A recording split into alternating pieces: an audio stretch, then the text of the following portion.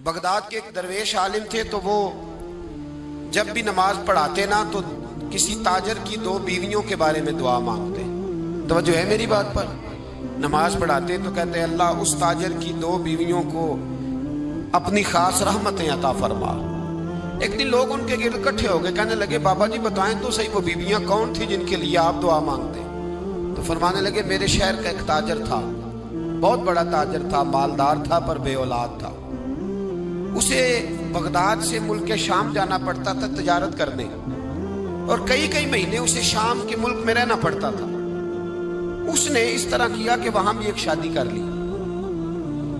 توجہ ہے نا میری بات پر؟ کیا کر لیا اس نے؟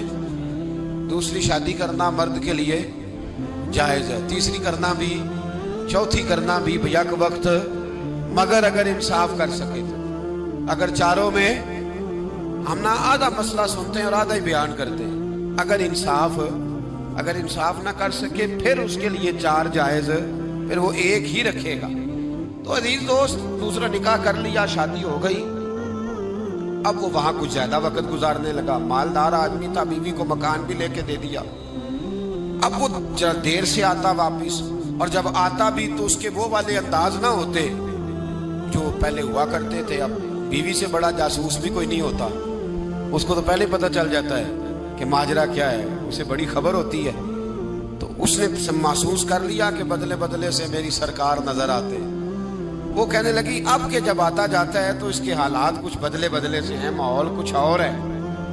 اس نے ایک بوڑھا آدمی جو اس کا عزیز بھی تھا اور سمجھدار بھی تھا اس کو تیار کیا، کہنے لگی اب کہ جب ملک کے شام جائے نا تو اس کا پیچھا کرنا اور خبر کرنا کہ کہاں رہتا ہے، کہاں جاتا ہے، کیا کرتا ہے۔ وہ بوڑھے بزرگ جو تھے وہ خاتون کے کہنے پر کچھ اس نے کرایہ بھی دیا، وہ اس تاجر کے پیچھے گئے اور واپس آ کے خبر دی۔ کہنے لگے کہ یہ تو 2-3 سال بیت گئے، اس نے وہاں بھی شادی کی ہوئی ہے، تجھے بتایا ہی نہیں ہے۔ بی بی بڑی سمجھدار تھی، حوصلہ مند، زیرک، اس نے شور نہیں مچایا۔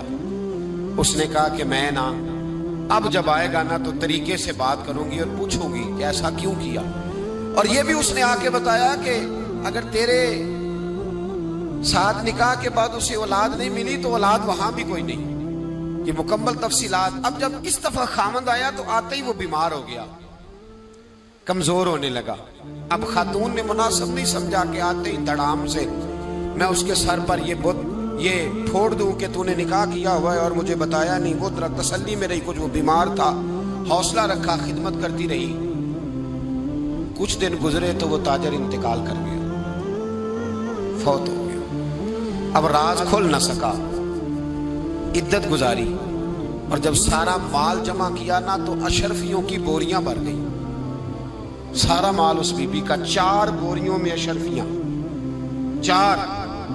یہاں تو پیٹ کا دوزخ ہے، معاذ اللہ، بھرتا ہی نہیں۔ حل من مزید، حل من مزید۔ وہ جو کہتے تھے نا کہ بس باہر چلا جاؤں اور باہر میں کوئی تھوڑے سے پیسے کما کے 2-3 سال میں لوٹ آؤں گا، پھر یہاں آ کے کوئی کاروبار کروں گا، وہ گئے ہیں تو واپس نہیں آئے۔ وہ جو کہتے تھے نا بس میں نے اتنا سا کاروبار کرنا ہے کہ مکان بن جائے، انہوں نے 4 مکان بھی بنا لیے ہیں، لیکن بریک حل میں مزید کی دوڑ ہے۔ اب 4 بوریاں اس عورت نے چھپائے رکھی، کوئی بندہ نہیں جانتا بغداد میں کہ ملک کے شام میں تاجر کی دوسری بیوی بھی ہے۔